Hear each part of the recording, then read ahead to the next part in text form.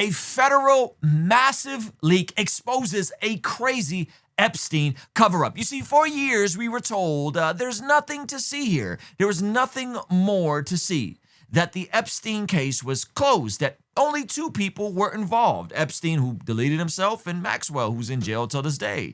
And that releasing the files wouldn't change anything. And then the FBI made a massive mistake. CoffeeZilla just broke the story about how they uploaded thousands of Epstein documents to a public server and accidentally exposed evidence that they had been sitting on since 2019. Buried in those files is something the Department of Justice explicitly told us did not exist. 10 co-conspirators. These aren't theories. This isn't internet speculation. FBI emails discussing subpoenas, locations, and active leads. This wasn't leaked by a whistleblower. It wasn't hacked.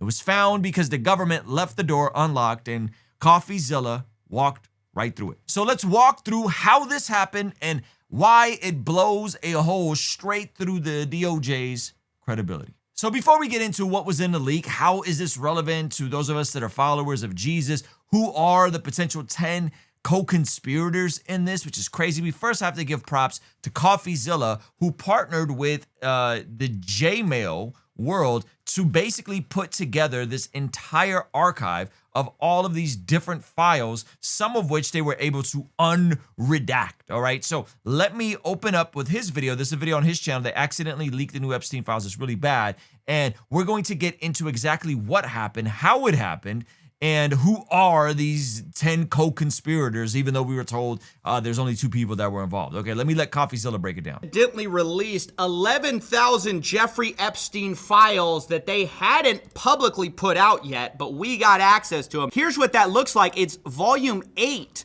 of the files, but you can see right now that they've only released 7 data sets. We've been looking through it. I want to go over some of it because I believe some of what we've seen directly contradicts the FBI's earlier statement that, oh, there's no evidence, or we did not uncover evidence that could predicate an investigation against uncharged third parties. That's what they told us, right? They said, we've already looked through the files. You don't need to see the files back in July. Of course, all the pressure has made them now start releasing some of this stuff. And we believe that this was slated for release. Okay, so first of all, what a time to be alive when YouTubers like CoffeeZilla are working with other organizations and entities and people online to compile these files. Second of all, I think it's fascinating that they said there's nothing to see here, there's no information, don't worry about anything, no third-party evidence, and now it looks like they just flat out lied, that there's actually way more in these files despite them being redacted than what first met the eye. Now, by far the most egregious part in all of this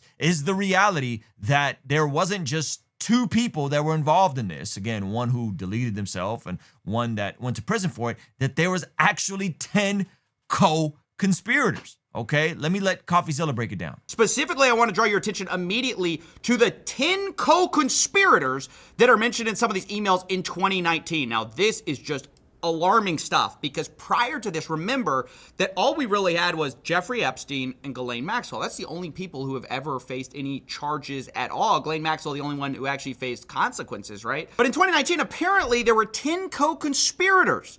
Now, the people who were sending this to and from have been blacked out, but at the bottom we see that this is the violent crime section, crimes against human unit. Pretty wild stuff, right? 10 co-conspirators, seemingly like legit emails, though some of these are still retracted. He starts piecing together where these co-conspirators are from and starts putting some names to these folks. And we can see that of the 10 co-conspirators, 3 have been located in Florida, served grand jury subpoenas, 1 in Boston, 1 in New York City, 1 in Connecticut were served. 4 out of the 10 are outstanding with attempts having been made. What is a wealthy businessman in Ohio? A lead is being sent to CV, and the remaining 3 are currently out of pocket. Okay, so the issue is they were serving subpoenas. They knew who these folks were. Now, what was stated by the feds is that this was redacted, the names were redacted because they didn't want to cause embarrassment or harm to the victims. Epstein Files Transparency Act prohibits redactions, quote,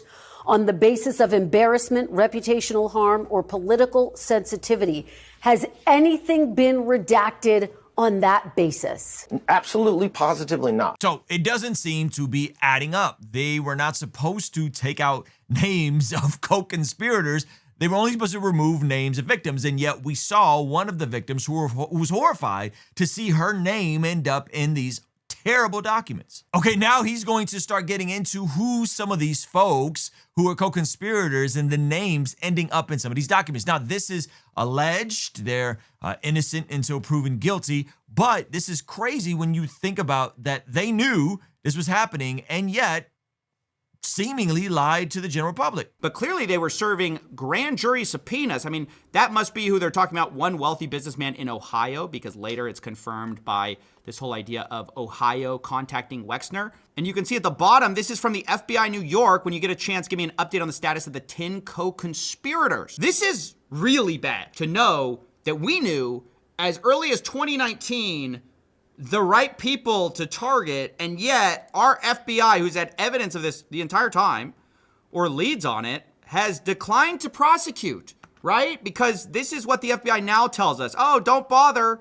Don't worry about it. That's what they wanted us to believe in July. Fast forward to December, we find out there's 10 guys that they knew about since like 6 years ago. So this is pretty crazy to think about. They knew there was other co-conspirators. They repeatedly said there weren't other co-conspirators. They said they would only redact names from these files that were of victims, and then went on to do the opposite. Now, again, the folks over at the J Drive, they worked on piecing all this together, and you can go in and search different aspects. It's like one big Gmail where you can go in and search for other stuff. So like you can go in and search co-conspirators. So you can go in and hit the search bar and search for stuff like co-conspirators, and it's going to search through all of these different leaks. And I'm not even sure how much the government has touched these so far. And it'll go through the documents and help you find what it is that you're looking for. So out of these, we have 113 documents that just came up that all have a co-conspirator in them, right?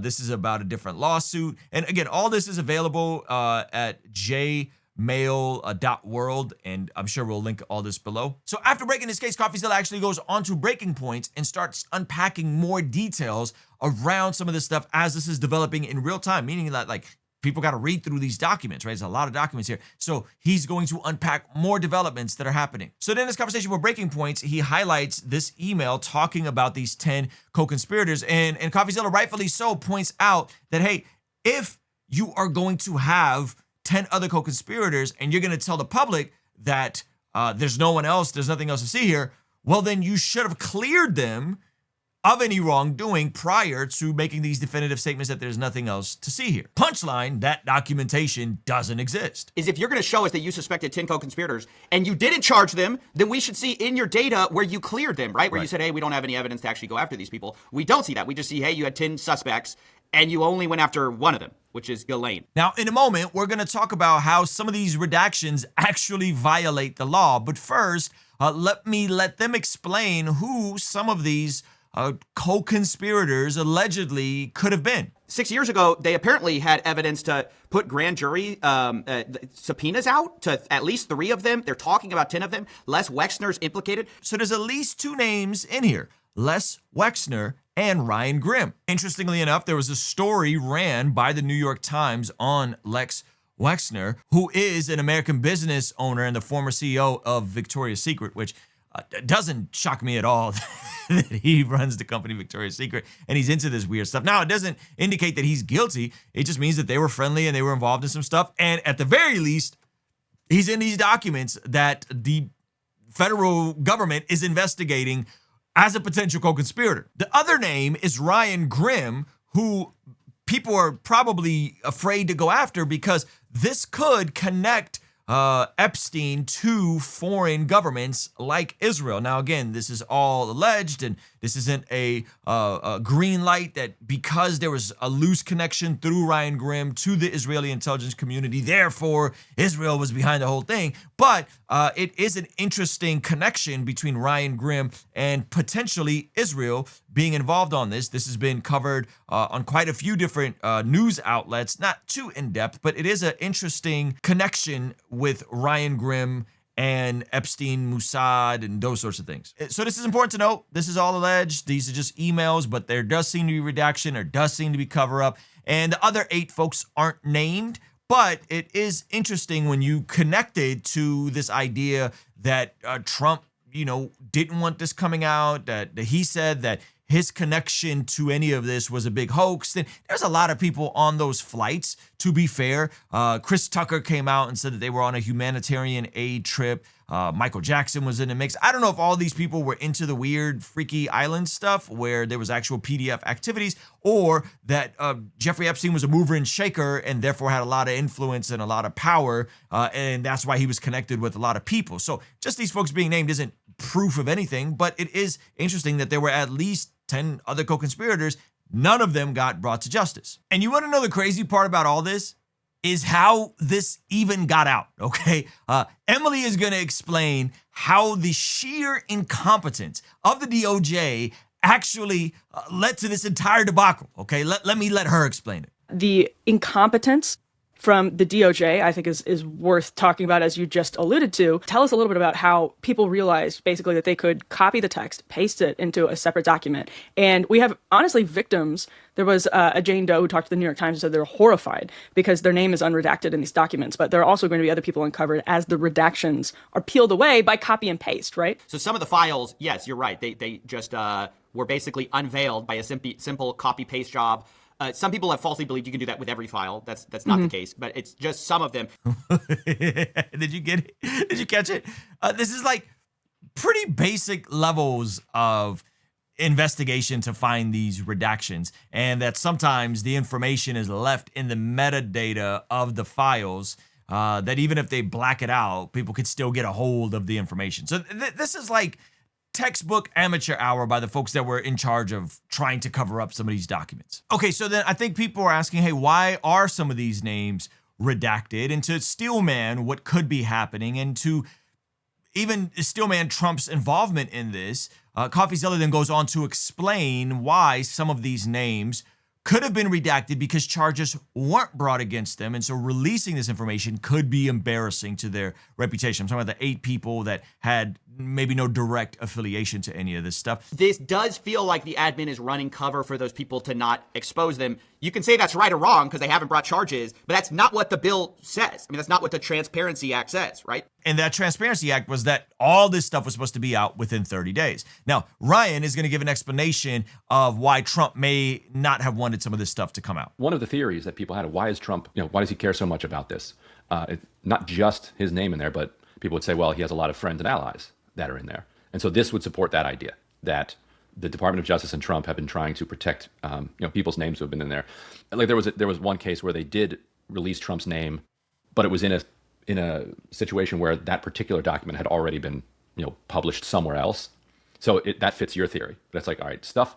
We'll grab onto as much transparency, credibility as we can by releasing things that are already released, but try to make sure that we don't add to any new information. Although with this latest tranche, they appear to have significantly added to what we know. I feel like I got the first real glimpse at why the administration has been acting the way they're acting.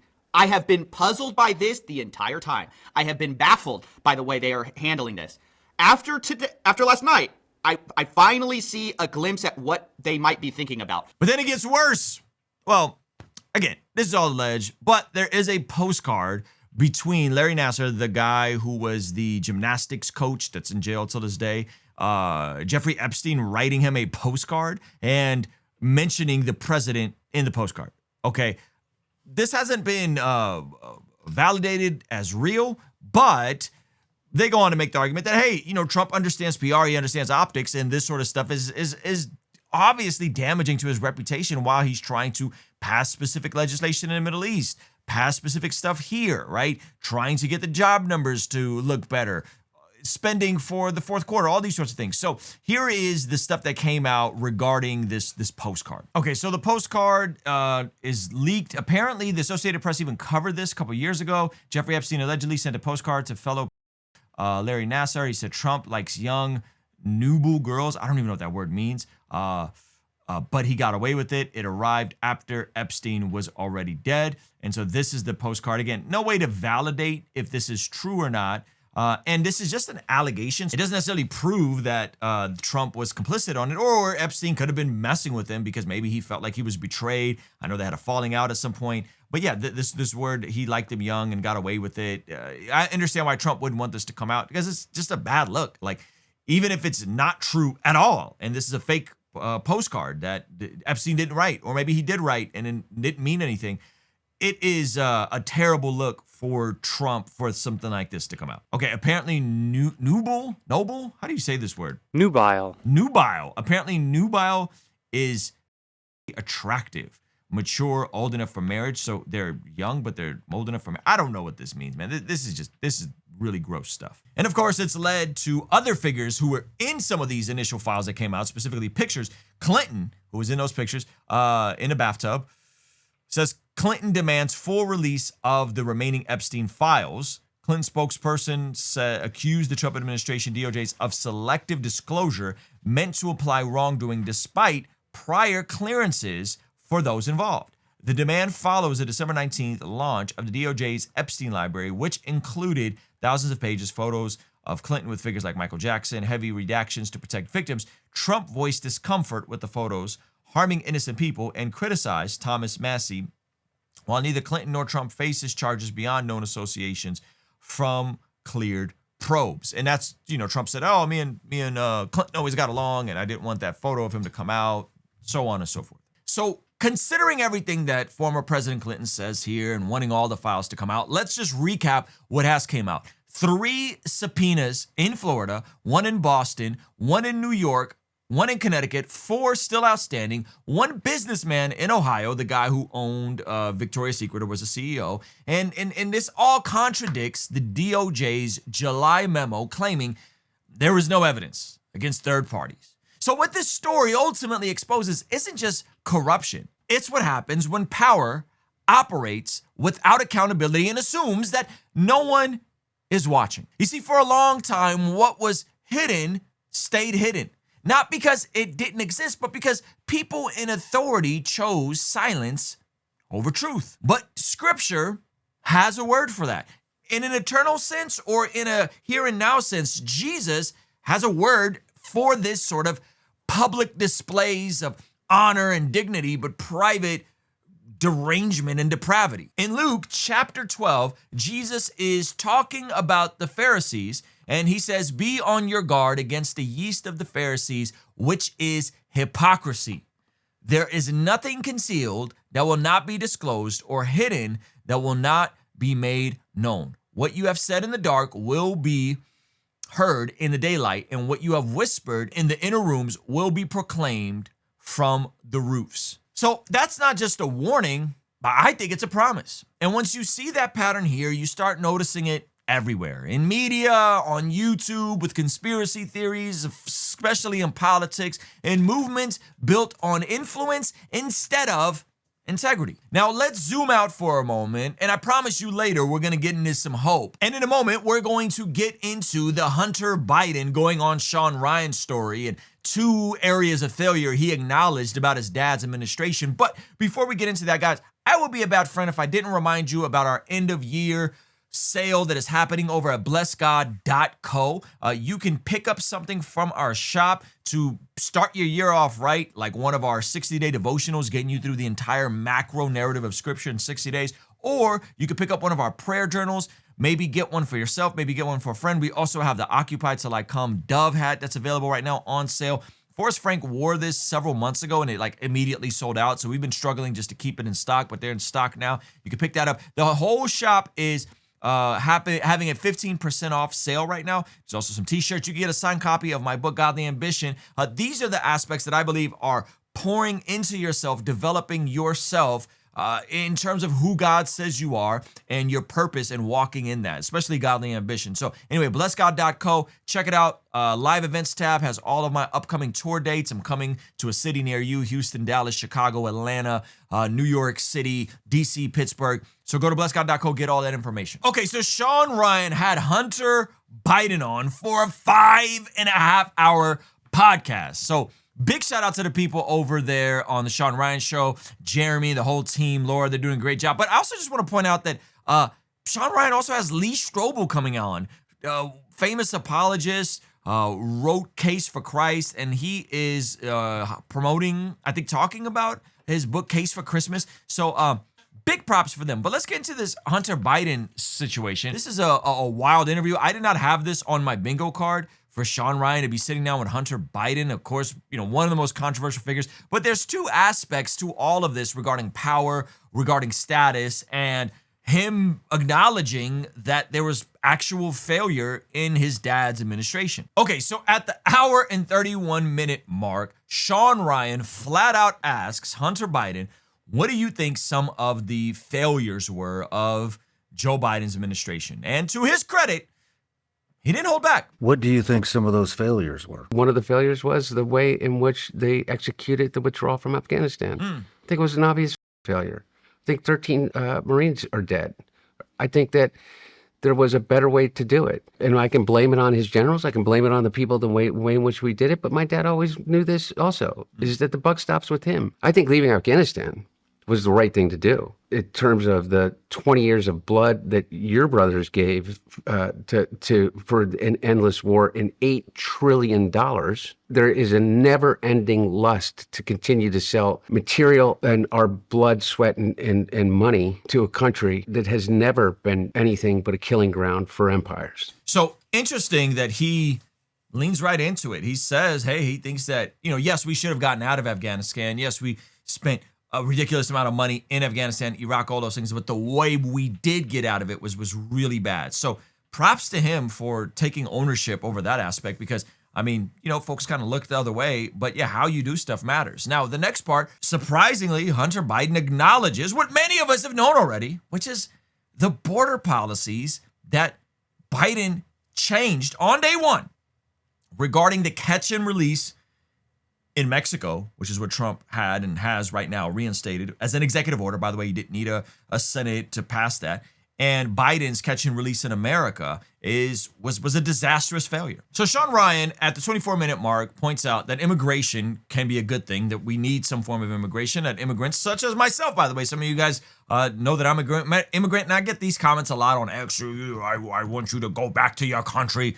I can't go back to my country. I'm a refugee, okay? But Shawn Ryan points that out, rightfully so, regarding immigration, and then they get into the disastrous effects of the Biden administration. For me specifically, I got no problem with immigration, and I think what's going on right now is also a fucking disaster. I think that before we go in and deport every single person that's come here, I think we need to fix the system on how you get in.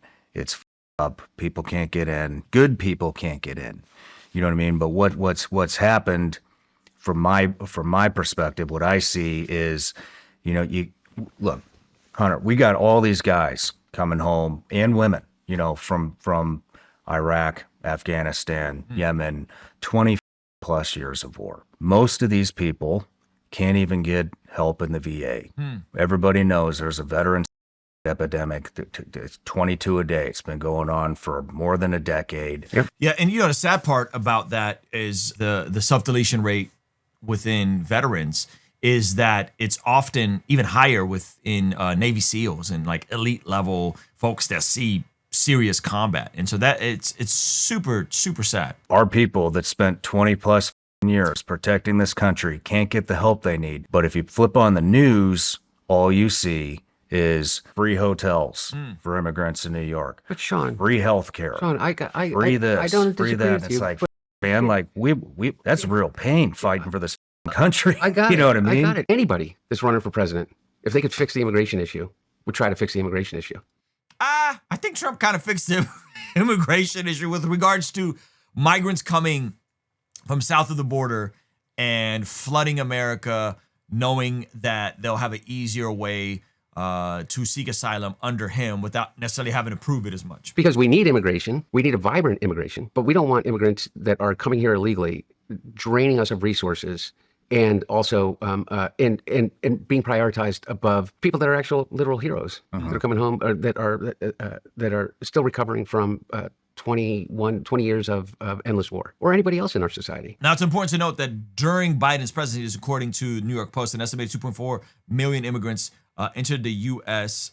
Each year, according to the Congressional Budget Office, with Goldman Sachs analysis finding that 60% crossed the border illegally. Why? Because of the executive order from Biden on day one, which was to catch and release here versus catch and release in Mexico. That was overturned. You have seen those numbers completely plummet. And again, I'm not an endorser of everything Donald Trump has done, but man, I think he's clearly gotten right on at least shutting down the border and making sure that you just don't have this massive migrant caravan coming over because the policy changed from the executive order standpoint. So this is what I mean by there is institutional incompetence. So I think this is a theme of incompetence where folks don't understand that there are consequences to their incompetence. And when you have bad policies, it has downstream effects. This isn't political. It should be common sense, right? That the scriptures presuppose borders. It doesn't mean I don't want immigrants to come here. I do. I want folks to come here that are willing to assimilate, that are willing to be a part of this culture, that are willing to be American and not try and be their own identity outside of assimilating to what is American and Western value, right? But insulation from some of these consequences will lead many leaders and politicians to make these over and over again. And so, Hunter kind of talked about all of it, the getting caught up with the Ukraine scandal, the laptop stuff, him, struggling with addiction, all that sort of stuff. It was a very good conversation. And so big props to Shawn Ryan and the amazing people over there for putting this together. I did not have this on my bingo card, but man, what an amazing moment for them to have someone like Hunter Biden and to be able to ask him the hard questions, go 5.5 hours. I think is phenomenal, and props to him for stepping into the lion's den and not being afraid to have some of those questions asked. Which leads us to a proverb. It's not the daily proverb. We'll come back to that later. But Proverbs 11:3 says, "The integrity of the upright guides them, but the unfaithful are destroyed by their duplicity." Now I want to look at this word duplicity in the original language. By the way, this is Logos Bible Software. They are a partner of the channel, and they are giving all you guys a free 60-day trial. I love this because I can go into the original language like this, look up the word duplicity in the original Hebrew. Selef, perversity, right? Crookedness, smoothness, slipperiness, flattery, okay? And so it says, but the unfaithful are destroyed by their duplicity. Okay. Now, so this word, when you look at it, you could see the different definitions of it. It's perverse. It's a duplicit way of approaching things, to twist, to misrepresent, a deviousness. And you see it used twice in Proverbs: destroyed by their duplicity, a tree of life, but a perverse tree. So it's interesting when you jump into the original language, you start getting a perspective of what that word means. And again, when you're talking about corruption and you're talking about people who are double-minded and you're talking about people that are driven by oftentimes unchecked power, these are the downstream effects that destroy people, right? They destroy empires. And so check out Logos. Link below, free 60-day trial. But when we're considering duplicity and folks being destroyed by these sorts of things, it segues into our next conversation. So integrity, I think ultimately within the scriptural context, but in a practical context, it doesn't mean that we never make mistakes, but it means that we're being guided by truth instead of convenience. And that brings us straight to the tension we're seeing right now between some of the things that Candace Owens is spewing out regarding Israel and the things that Charlie Kirk said while he was alive about Israel. Because what's on display isn't a disagreement over geopolitics. I think it's fine to push back against how the situation in Gaza is going, Benjamin Netanyahu, whatever issues that we're having. But ultimately, it's a question of whether integrity is guiding this conversation or whether loyalty and sometimes good intent, that when you consider what happens when you overlook things, can spiral out of control. And I'm gonna come back to that thought in a second. Like the silence that is oftentimes steering, and if it's not checked, can grow into something crazy. So let's look at this clip. If you guys haven't seen Candace Owens' take on Israel, they're pretty bad. But this is a compilation to juxtapose the things that Charlie Kirk said versus the things that Candace Owens is saying right now. Okay, let's take a listen. Engage in, let's just say, deep internet theories that quite honestly are rooted in lunacy. Sigmund Freud was a Kabbalist. By the way, shout out to whoever put together this edit. This is an amazing edit. They are trying to use psychology to make their religion the religion of the world. And we see this with the Jew hatred, where people think that they're onto something, but in reality, they're not.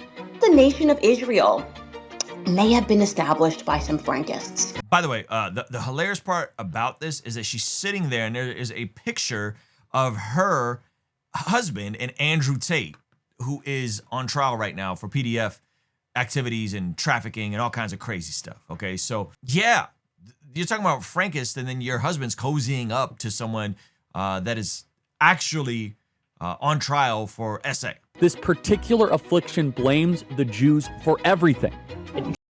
Prostitution. We Jews love.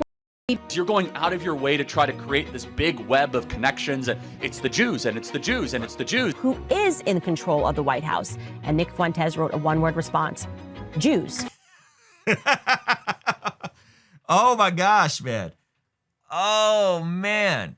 And again, just listen to how diametrically opposed Charlie Kirk sounds in contrast to Candace. Now again, I'm not saying that you can't make certain critiques of Israel. Charlie had critiques of Israel. Charlie had questions about October 7th. What I am saying is what a stark contrast with how she is talking about the Jews and how Charlie Kirk is talking about the Jews. You want to talk about low IQ, blaming an entire group for all of your problems. These 6 individuals that I am showing you were the most murderous. Of those individuals, the majority of them were Jews. Anyone with a decent moral compass should reject the scapegoating of Jews. Jewish people were the ones that were trading us. Jewish people were in control of the slave trade. You know what the sad part about that quote is? And I meant to say it on yesterday's video. This idea that Jewish people were trading and in charge of the slave trade or developed the slave trade or whatever, the transatlantic slave trade to be specific. You know the funny part about that is the people that are trading Africans today are pretty much all Arab nations. They're all Arabs. So this idea that a couple hundred years ago, a handful of Jews were involved in the transatlantic slave trade. We're going to look past Portugal. We're going to look past Great Britain. We're not going to talk about the African kingdoms that also sold folks they conquered into slavery. We're going to look past all that. We're going to look past all that, and we're just going to blame a handful of Jews, a couple dozen Jewish names that came up, while ignoring that the folks right now who are trading Africans, like still involved in this stuff right now, are all Arab, all Muslim. Just the lack of just scales with her is absolutely disgusting. Now I got a point I'm going to come back around to in a second. So just put a pin in that, okay? Your obsession with this group of people is so unhealthy. Where did the idea of a concentration camp come from? Who created those gulag systems? The majority of them were Jewish men. You think the synagogue Israel of Satan. Is the synagogue the of synagogue Satan. of Satan. This is a synagogue of Satan, powerful group of elites. The Israeli government does not do everything right, but they're not to blame for all of the world's ills either. Right? It was just convenient for Israel that JFK got shot. It was convenient for Israel, by the way, when the towers went down. Israel did 9/11 is a rather anti-Semitic thing to say. The Israelis that were working at the World Trade Center who were forewarned of the attack. Anti-Semitism is literally a brain rot that stops your ability to think independently. Jewish people. Jewish men, they are Jewish. Jews. Jews. Jews. Jews. And instead of pointing at a small group of people and engaging in this brain rot, become a better person. Yeah. You'll be a happier and healthier, more joyful and productive person but because of it. Amen. Okay, so I'm gonna have a unpopular take here. Okay, I already know talking about this is unpopular because it's like, oh, Ruslan, did you get your $7,000 check? You guys are like, don't make fun of people and mock them. These are real comments I get. Okay, no, didn't get a $7,000 check. No, got nothing to do with Israel. No, listen, it's Jewish creators right now. There's like a whole internal Jewish dialogue of like Sephardic and Ethiopian Jews and Ashkenazi Jews and the Sephardic and Ethiopian Jews not having any support or infrastructure, and the Ashkenazi Jews and who should be there. So they're not even getting funded, let alone a refugee from Azerbaijan that's Christian is getting $7,000. But that's neither here nor there. Okay, so let me just say this. So much of this conversation really falls apart when you just consider the fact of the hasty generalization fallacy. That whenever you start a sentence with the, you're cooked. The Jews, the immigrants, the blacks, the women, men. Listen, people aren't a monolith. I understand pattern recognition. I understand wanting to put people in categories. I understand shortcuts for stereotypes. I understand all that. However, what you'll discover if you meet enough people, you travel enough, is there's all sorts of different types of people. There's all sorts of different types of Jews. There's liberal, secular, atheistic Jews like George Soros. And then there's conservative, post-Messianic Christian Jews that are still citizens in Israel. Those two groups have nothing in common.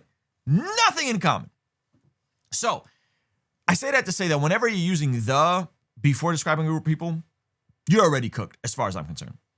Same thing with anything. The women, black people, so on, right? There's all types of different groups. There's all types of different people. There's folks shaped by their environment. And the biggest indicator in all this is like your faith. Like if you're growing up in a Christian household with your father in your life, by parents who love you, but also challenge you, your outlook and experience of the world is going to be very different, which is why I think it's important to bring these sorts of things back to values, to faith, and to culture, right? Now, having said all that, here's my unpopular take. I think that indirectly, Charlie Kirk, in his desire to build coalitions, and to build a coalition, you have to be a big tent guy.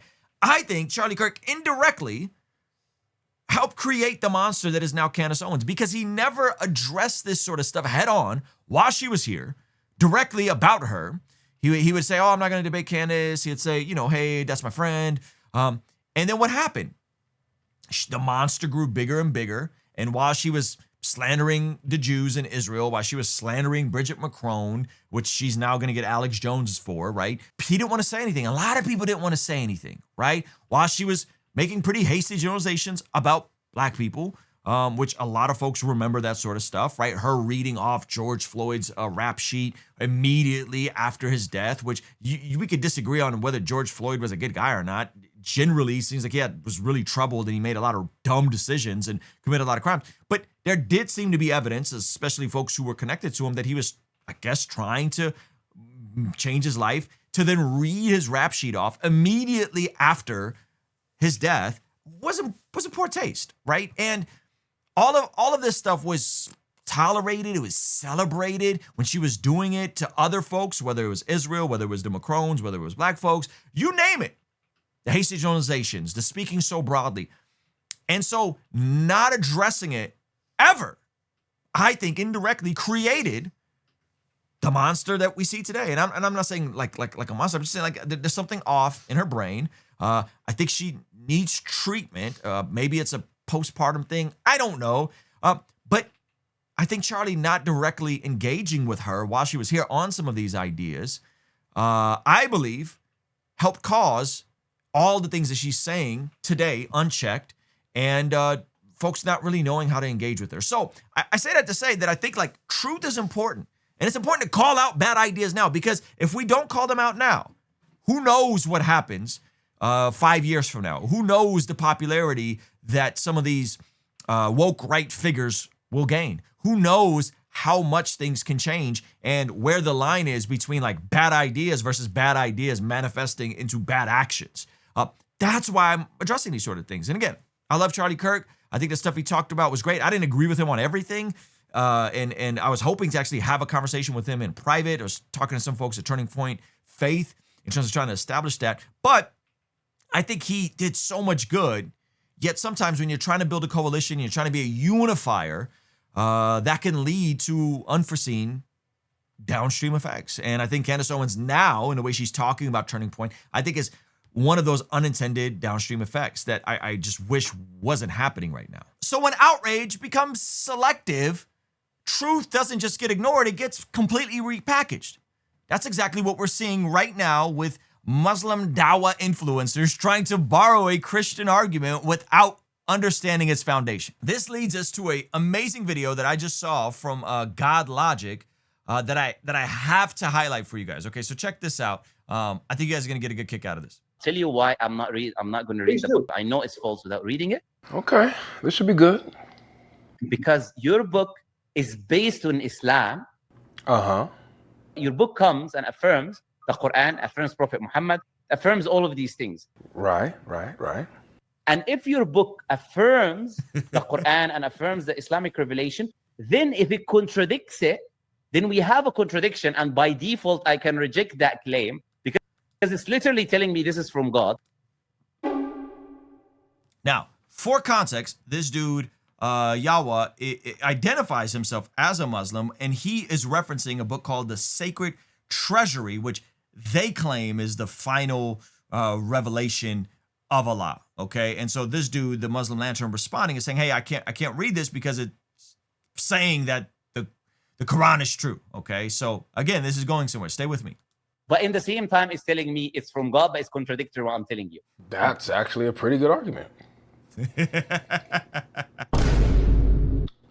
Wait a second. And if your book affirms the Quran and affirms the Islamic revelation, then if it contradicts it, then we have a contradiction, and by default I can reject that claim because it's literally telling me this is from God, but in the same time it's telling me it's from God, but it's contradictory what I'm telling you. If you guys saw yesterday's episode with Mike Jones when we had him call in, you guys know where this is going. Hold on.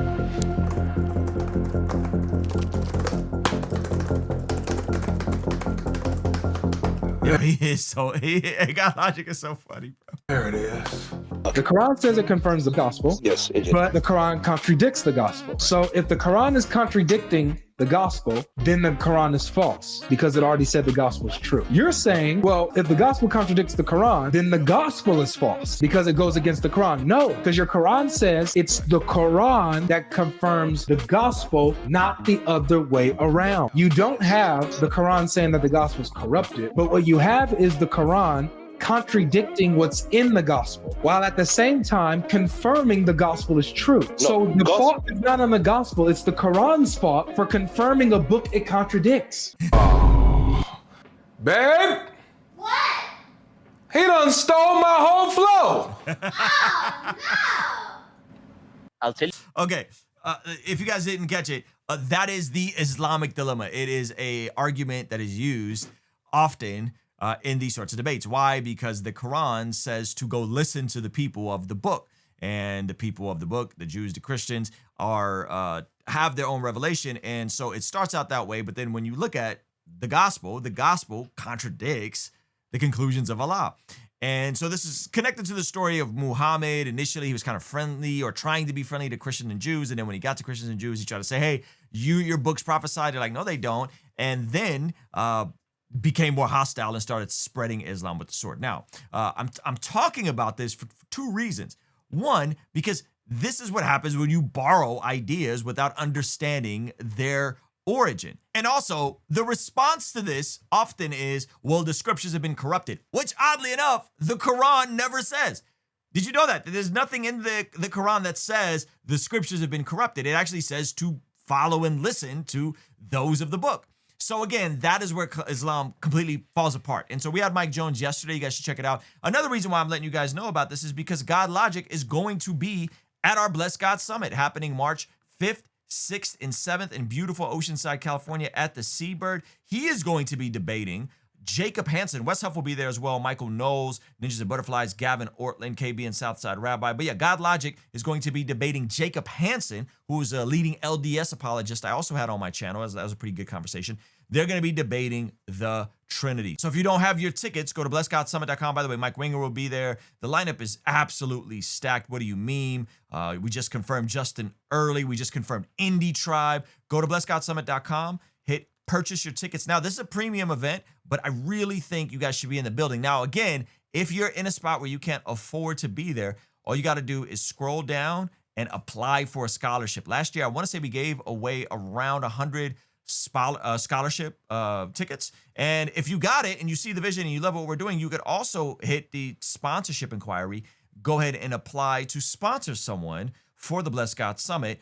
This is going to be an event you do not want to miss, happening March 5th, 6th, and 7th in Oceanside, California. We're going to be talking about your worldview and getting your head on straight, which then impacts your virtues and how you live your day-to-day life. Then once you got your virtues intact and you got a good, healthy rhythm of living a life that blesses God, then we start moving on to how to actually impact the world with the good news of Jesus, using your time, your talent, your treasure, all the things that we have to build God's kingdom and not just our own castle. Again, all that is happening at blessgodsummit.com. Go get your tickets now.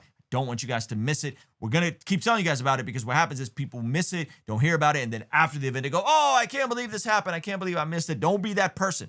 Go get your tickets now, okay? Now, you might be thinking that, oh, Ruslan, you're just trying to sell me a conference. What does worldview matter? How do these things connect? It's just about folks who are in the apologetic space and they're just chronically online. They're into the debate culture. Well, listen, these ideas have real world consequences, okay? You can see it right now in Europe, where there's historical Christmas markets that are being heavily policed, not because of abstract fears, but because of repeated jihadi attacks. Because when people refuse to name real ideological differences and ideologies that are incongruent with the Christian worldview, ordinary, regular people end up paying the price, which leads us to what's been happening at the Christmas markets in Germany. Okay, check this out. German Christmas markets are becoming unrecognizable. For centuries, these markets represented one of Europe's highest trust traditions. They were open, lightly policed, and woven into public squares on the assumption that people could gather peacefully without fear. That assumption has now collapsed. Now images of German Christmas markets are going viral, showing how police have locked these events down with multi-ton concrete blocks, steel bollards, and controlled entry points.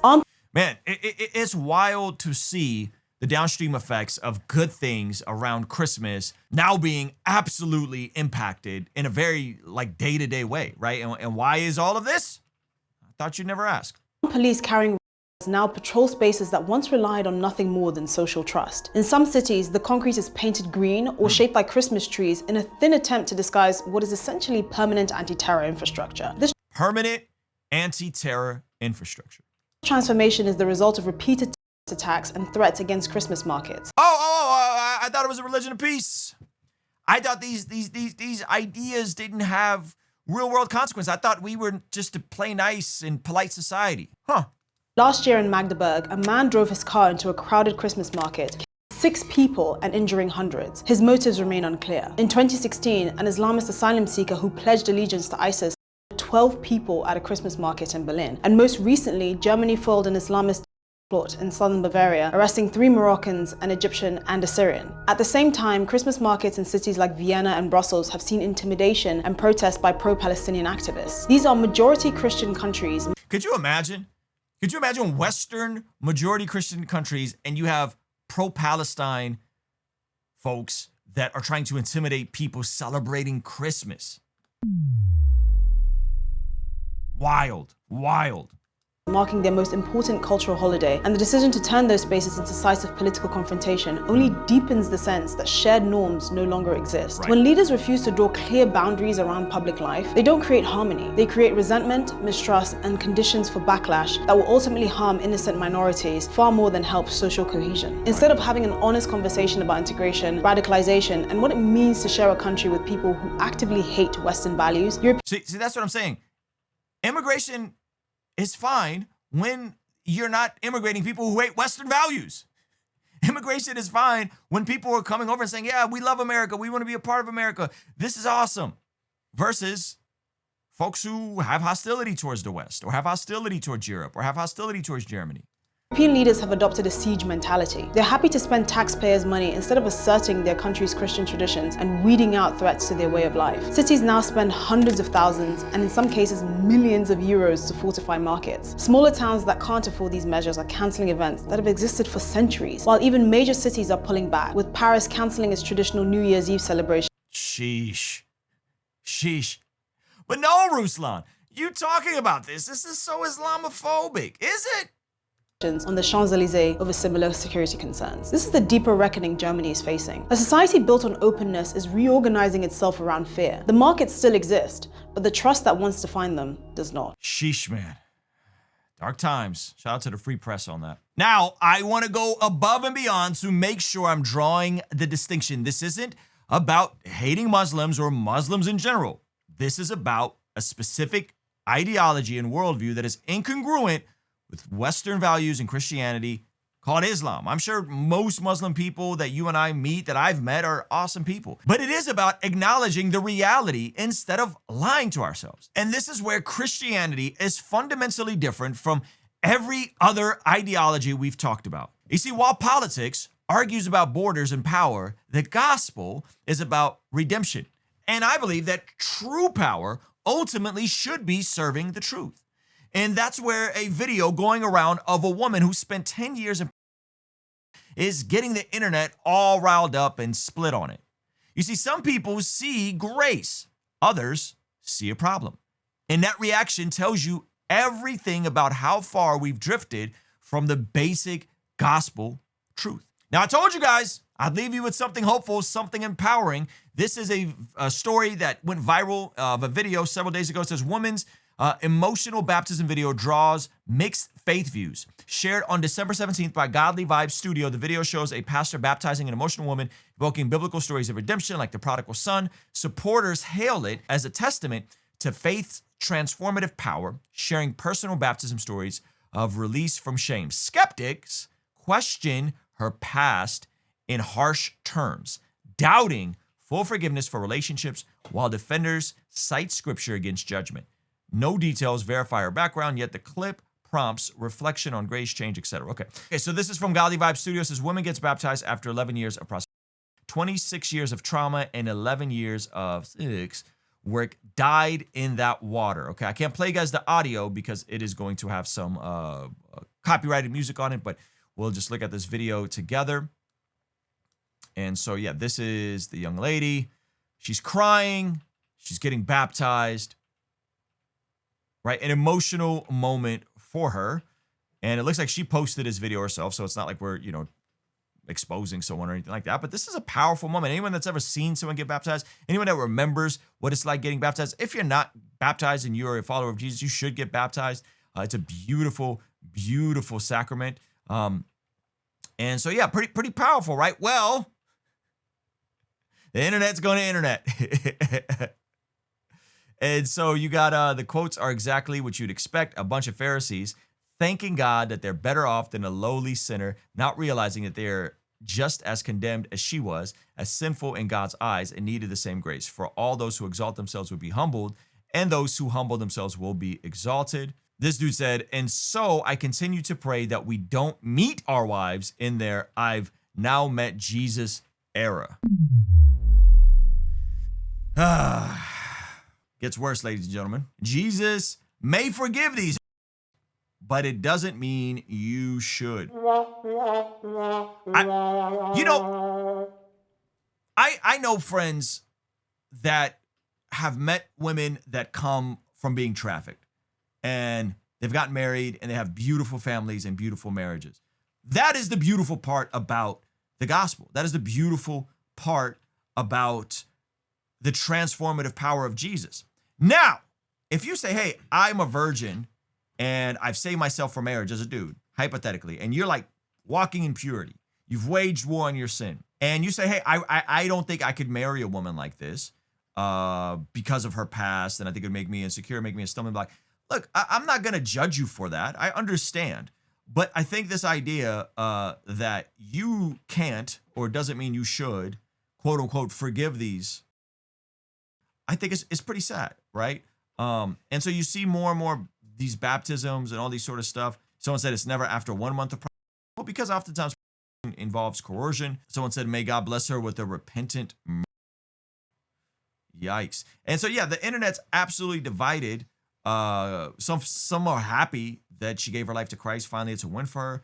And others are saying, stuff like, and she'll get married to an innocent simp. Yeah, so it's like the same kind of content. I remember being baptized on Easter 2021 and feeling a similar wave of emotion, and felt a release of years and years of shame, regret, and loss of my own power. What I gained was a whole new walk with God. I'm so happy for her. So that's kind of the discussion here, right? Jesus is the new retirement plan for these. It's so gross, right? Because let's just say you don't want to be with these women. Let's just say you feel convicted. That's fine. Again, that's fine. I'm not mad at you. But to then disparage someone clearly having a transformative experience, to then disparage someone. And then I wonder, how would dudes react if it was a male that was a part of this sort of work? Would there be a double standard? Or how about the pimps that oftentimes will coerce these women into doing this sort of work? I'm not saying women who do this stuff don't have agency and don't have responsibility and don't have choice, but is a thing. I wonder how those dudes who are shaming this woman would feel about those situations.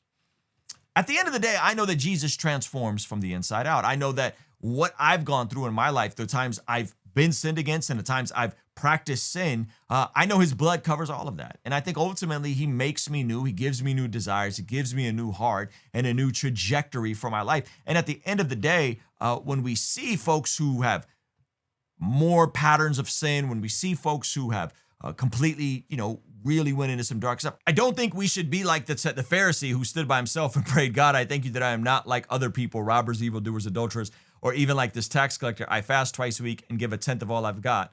I don't think that should be our attitude, man. I don't think you want to be that dude in the story, which to me, I think would imply that the people that have an issue with this lady getting baptized, again, I'm not saying you should go and marry a woman like this if that's not, something you're comfortable with. But what I am saying is, if your criticism aligns to that of the Pharisee, you may not know Jesus.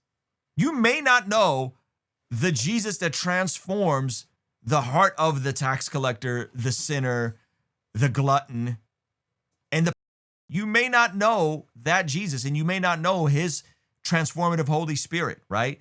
Because the beautiful part about this entire passage is in verse 13, it says, but the tax collector stood at a distance. He would not even look up to heaven, but beat his breast and said, God, have mercy on me, a sinner. I tell you that this man, rather than the other, went home justified before God. For all those who exalt themselves will be humbled, and those who humble themselves will be exalted. Humility precedes honor. Humbling yourself before God is actually the way God exalts you in a right standing with him. Saying, hey, I'm broken. I have nothing to offer, Lord, but I'm here. If you could use me, please use me. That's actually the spirit that we're supposed to have. And that's actually the people that Jesus came and died for. It's not folks who got it all together and got all the answers and are self-righteous and boastful. It's the folks that say, hey, I don't have it all together. I've made a mess of my life. I need you. Because the reality is, according to God's standards, according to God's ways, every single one of us has fallen short. Jesus says, if you've looked at a woman lustfully in your heart, you've sinned. You've committed adultery. If you've hated your brother, you've committed murder. Based on that, the bar is way higher than any of us could ever imagine. And so if that's the issue, that means that no one's getting in. In Matthew 7, we see Jesus referring to humans as evil, you who are evil. And he says, know how to give good gifts, right? So it's like unrepentant, broken sinners still know how to do good things. That's the condition of humanity, right? But at the end of the day, we're all broken and we're all in need of a savior, which is amazing to think about, especially in light of the Christmas story and where we're heading into experiencing the beauty of the incarnation and celebrating the beauty of the incarnation. The fact that Jesus comes to earth as a baby. My son is turning 6 weeks tomorrow. A baby, like a baby. He comes as a baby, so delicate and fragile and unable to help himself, yet he comes into this reality, right? Lives the life that we could never live, lives a perfect life, dies the death that we should have died on the cross for our sins, and then rises on a third day. Friends, that's the good news. And that good news, that Jesus lives the life we couldn't live, dies the death we should have died on the cross in a place for our sins, and then rises on the third day. That's the good news that transforms every single one of us. That can transform the prostitute, that can transform the pimp, that can transform the person that's done heinous things, that could change us, gives us new life. That doesn't mean there's not going to be consequences. Best believe anyone who deals with these sorts of sins, anyone who participates in this sort of, there's going to be consequences. She's probably going to have to go through a lot of therapy. She's going to have to do a lot of work. It's going to take time. But it doesn't mean that any of us is beyond redemption. And so if you haven't placed your faith in Jesus, I would implore you, place your faith in Jesus. I would implore you, find a Christmas Eve service to go to this week. Go to church this Sunday. Open up your scriptures. If you don't know where to start in the Gospel of John and just keep on reading it.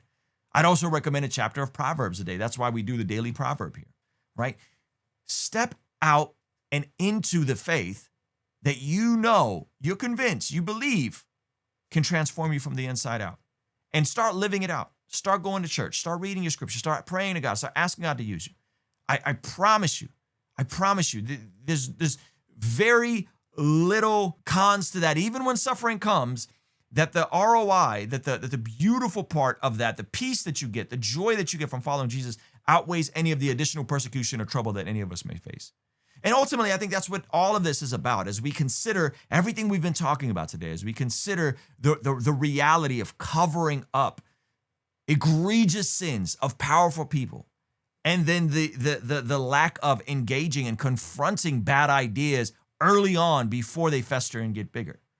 When we think about every single one of us stepping into having hard conversations about ideologies that are incompatible and speaking the truth, sometimes as an expense to us, right? When we factor all that in, I think ultimately it all comes back to, hey, these are actually the aspects that we are called to live out the life that God has transformed from the inside out. This is what it looks like to live a life that blesses God. And so if you enjoyed this conversation today, let me know how you're liking this new format. Let me know how you're enjoying these sorts of multi-topic themes that we have that we try to weave together. Leave a comment where you're watching from. I'd love to hear from you guys. If you want to partner with us and help us make these even better, help us get more guests in, help us make the production value better, help us work these out, get them to you sooner, consider partnering with us on Patreon. If you don't have your tickets for the Bless God Summit, consider getting those over at blessgodsummit.com, as well as picking up something from blessgod.co. Many of you guys are trying to find a rhythm with your prayer time. We have a prayer journal that's awesome. We have a 60-day devotional that also has a section for writing in your prayers, taking you through the entire narrative of Scripture. This is available at blessgod.co, along with some other merch, signed copies of my book, Godly Ambition. You can also hit the live events to see when I'm coming on tour to a city near you.